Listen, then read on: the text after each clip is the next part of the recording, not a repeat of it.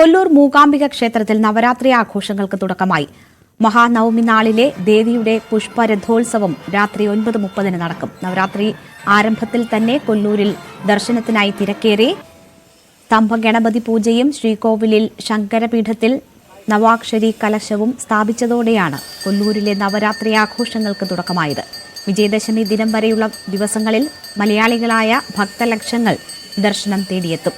മുഖ്യ അർച്ചനകൾ സുബ്രഹ്മണ്യ അഡിഗയുടെ കാർമ്മികത്വത്തിലാണ് നടക്കുന്നത്. മഹാനവമി ദിനമായ ഒക്ടോബർ 11 വെള്ളിയാഴ്ച രാവിലെ 11:30 മണിക്ക് ചണ്ഡികായാഗവും തുടർന്ന് രാത്രി 9:30 ഋഷഭ ലഗ്നത്തിൽ പുഷ്പരഥോത്സവവും നടക്കും. വിജയദശമി ദിനമായ ശനിയാഴ്ച പുലർച്ചെ 4 മണി മുതൽ വിദ്യാരംഭ ചടങ്ങുകൾ തുടങ്ങും.